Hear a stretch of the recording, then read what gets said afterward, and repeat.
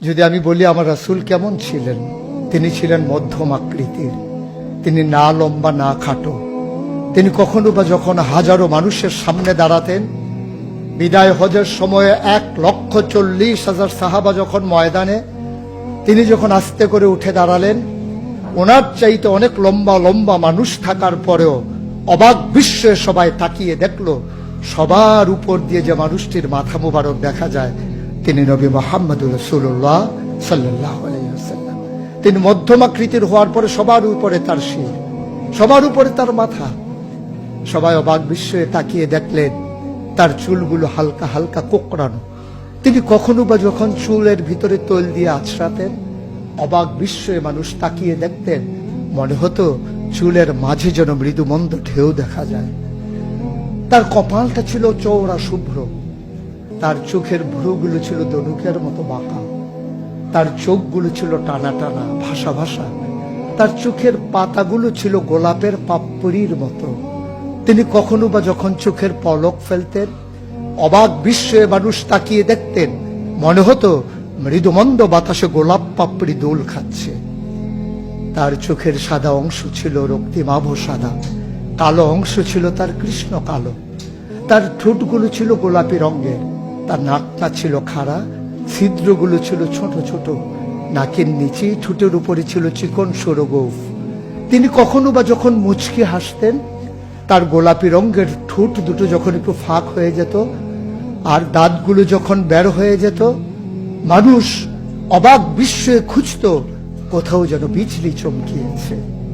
তিনি যখন প্রচন্ড গরমের মাঝে ঘেমে সিক্ত হতেন, কপালে তার মুক্তার দানার মতো ঘাম জমে যেত। তিনি যখন দৌড়ে দৌড়ে তার বিবিদের ঘরে যেতেন, আমাদের মায়েদের ঘরে, আল্লাহ রাসূল সাল্লাল্লাহু আলাইহি সাল্লাম ঘরে ঢোকার পরে মায়েরা দেখতেন কপালের মাঝে মুক্তার দানার মতো বিন্দু বিন্দু ঘাম জমে আছে। মায়েরা বলতেন, গুস্তাকি মাফ কর দিজিয়ে, বেয়াদবি মাফ করবেন, আপনি চুপটি করে একটু বসুন।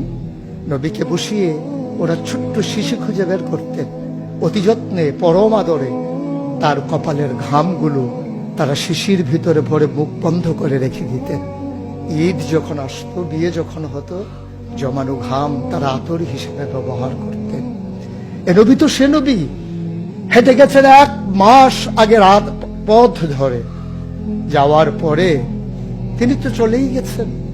1 মাস পরে যখন আবার ওই পথ মারিয়ে কোনো এক সাহাবা যাচ্ছেন, স্থানীয় বাসিন্দা যারা রাস্তার কিনারে যাদের ঘর, তাদেরকে ডেকে বললেন, ভাইরা, এ পথ দিয়ে কি আমার নবী হেঁটে গেছে কখনো?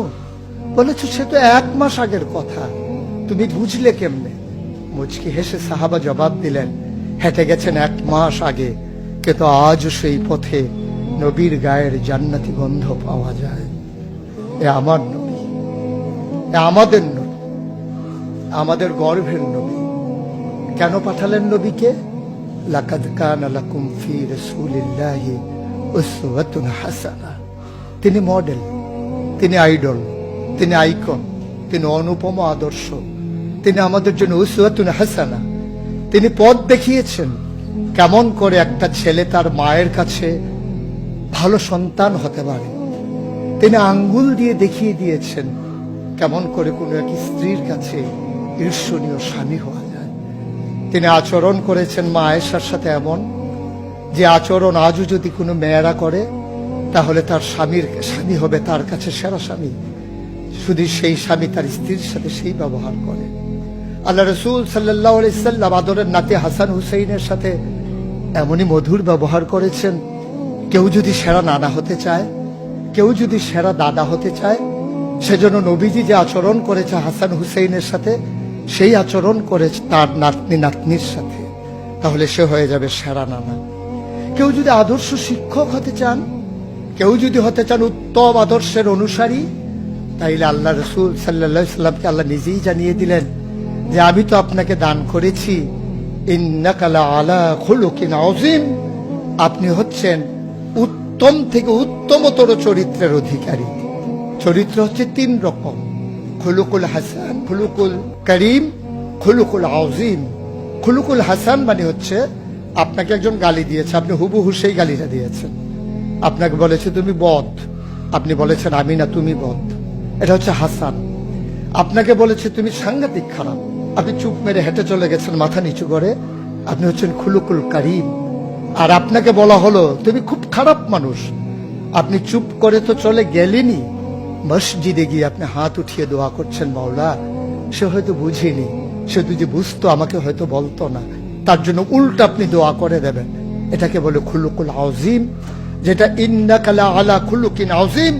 আল্লাহ বলছেন, ও নবী, আমি হলাম সর্বোত্তম মর্যাদার অধিকারী, আর আপনি হচ্ছেন সর্বোত্তম চরিত্রের অধিকারী।